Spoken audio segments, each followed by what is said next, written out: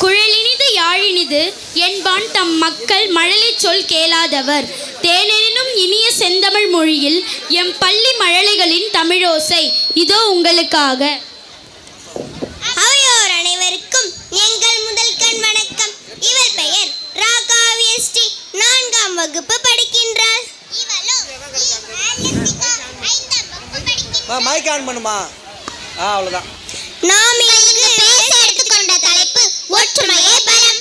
வீடோ நாடோ அனைத்திலையும் ஒற்றுமை என்பது வேண்டும். ஒற்றுமை இல்லையெனில் வீடும் நாடும் சீரழிந்துவிடும். இதனையே ஒன்றுபட்டால் உண்டு வாழ்வு என்ற பழமொழி எடுத்துரைக்கின்றது. நாம் ஒற்றுமையாக இருந்தால் பகைவர்களாலும் நெருங்க முடியாது. அதற்கு உதாரணமாக நான் ஒரு சிறு கதையை கூறுகின்றேன். ஒரு காட்டில் 5 மாடுகளை சிங்கம் வேட்டையாட சென்றதாம். அப்பொழுது 5 மாடுகளும் ஒற்றுமையாக இருந்ததால் சிங்கத்தால் வேட்டையாட முடியவில்லை. சிங்கம் சிறிது நேரம் யோசித்ததாம், மாடுகள் ஒற்றுமையாக இருப்பதால் தான் நம்மால் வேட்டையாட முடியவில்லை என்று எண்ணித்த சிங்கம் அனைத்து மாடுகளையும் சிதறடித்ததாம். அதில் எந்த மாடு பலவீனமாக இருக்கின்றதோ அந்த மாட்டை வேட்டையாடி உண்டதாம். இக்கதையின் மூலம் நாம் அறிந்து கொள்வது என்ன? ஒற்றுமையே பலம். ஒற்றுமையே பலம். ஊருடன் கூடி வாழ், கூடி வாழ்ந்தால் கோடி நன்மை. ஒற்றுமை இல்லா குடும்பம் ஒரு மிக்க கெடும்.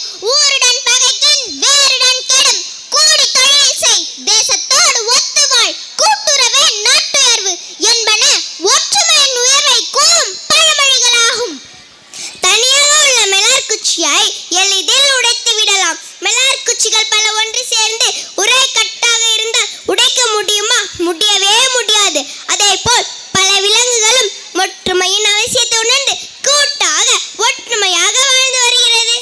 ஒரு கல்லை எடுத்து நாயை பார்த்து வீசினால் அந்த நாய் பயந்து ஓடிவிடும். அதே கல்லை ஒரு தேன் கூட்டின் மீது வீசினால் அந்த தேனீக்களுக்கு பயந்து நாம் ஓட வேண்டும். பயம் பயந்த நாயை விட பலம் குன்றிய தேனீக்கள் நம்மை ஓட வைத்ததற்கு காரணம் தேனீக்கள் நம்மை ஒற்றுமையாக துரத்துவதால் தான்.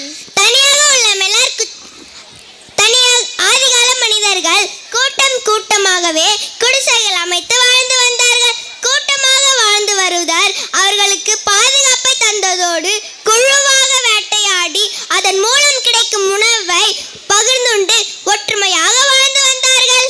நாம் ஒற்றுமையாக வாழ்ந்தால்தான் எதையும் சாதிக்க முடியும். இல்வாழ்வில் ஒற்றுமையை, ஊரின் ஒற்றுமையாய், நாட்டின் ஒற்றுமையாய், உலகில் ஒற்றுமையாய் வளர்ச்சியானது.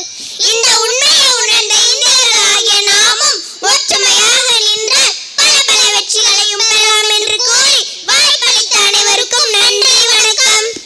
The Tamil speech leaves a lasting imprint. Ignite